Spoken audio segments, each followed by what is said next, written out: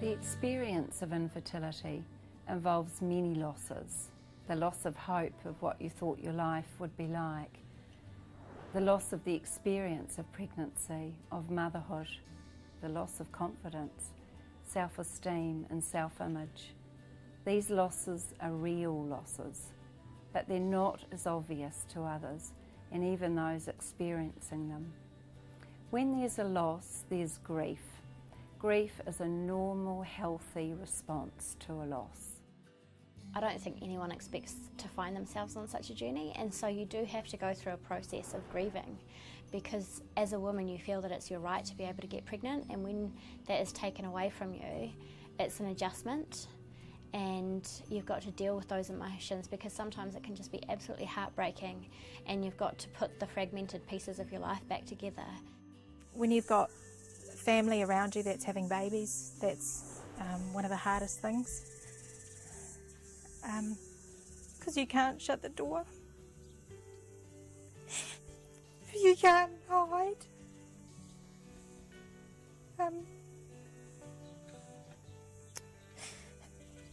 and unfortunately, even though they understand what you're going through, anything they say is never the right thing.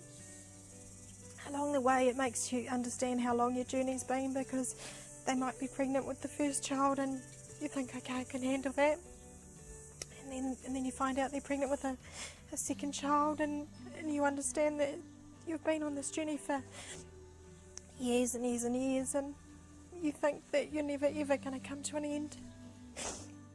For me, I can think of two moments that really come to mind. One was our final miscarriage, which was number 8 in January 2010, and I was sitting on the couch and I was just sobbing like I'd never sobbed before. I just thought it was so unfair and so wrong.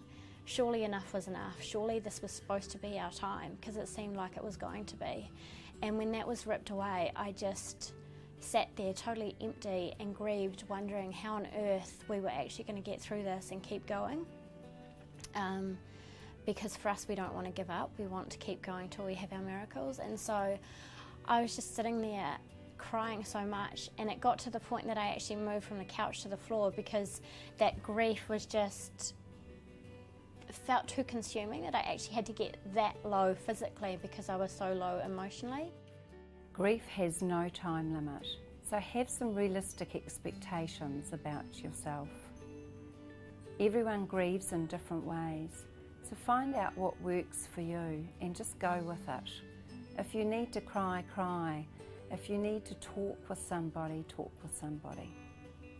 Acknowledging your loss through writing can help. Through rituals or even ceremonies, they all help with the healing. Let others know what it is that you need. Look after yourself. So exercising, eating well, they can all help. If you think that you're depressed, see a GP or a counsellor. Focus on one day at a time when you're feeling overwhelmed. I think fertility can be such a focus, and for us we've decided to walk this journey with everything we've got and give it everything, but also to have holidays and to do fun things. So we've taken up snowboarding and gone to the States and just actually enjoyed life and lived it to the fullest that we can, because that's something we can control and do. So that's something that's important to us. I guess along the way it's made my husband and I a lot stronger. When you go through fertility, you know, no one can tell you the grief you're going to experience, and there's no way of preparing for it. There's no way of knowing that it's ever going to happen in your life. And when the two of you are thrown into a situation like that, it only made us stronger, and it made us absolute best friends. Because men and women grieve differently, this can cause stress and some misunderstanding in their relationships. For us, every day we choose to love each other, and we choose to, you know, during those hellish and heartbreaking moments where it would be so easy just to pull apart and shut down and not talk. We actually have to make the effort to talk to each other and be there for each other and help each other and walk through it together. And I think that has been something that's really cemented us as a couple.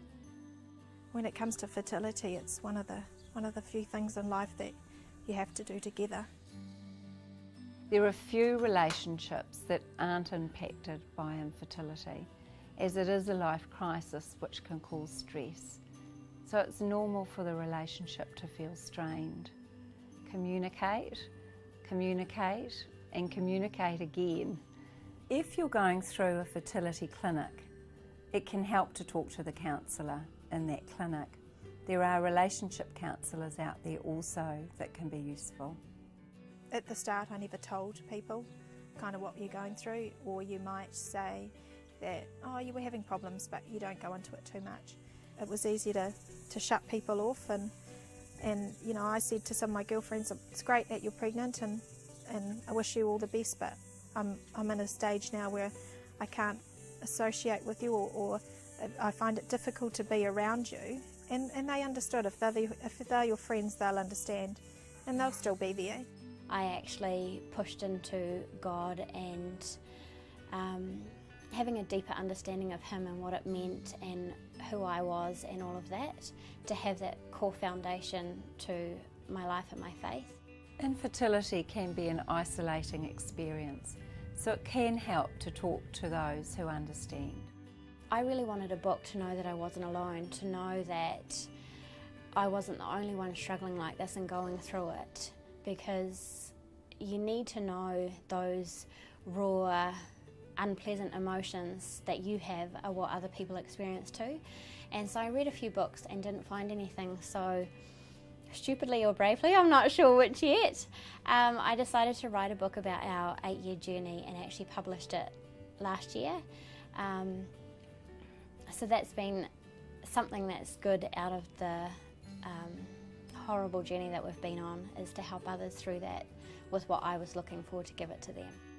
So to sum up, the experience of infertility can be painful, but there are supports out there. Fertility New Zealand have some contact groups. The fertility clinics have counsellors associated with them, or the clinics can advise you about some private counsellors who have experience in this field.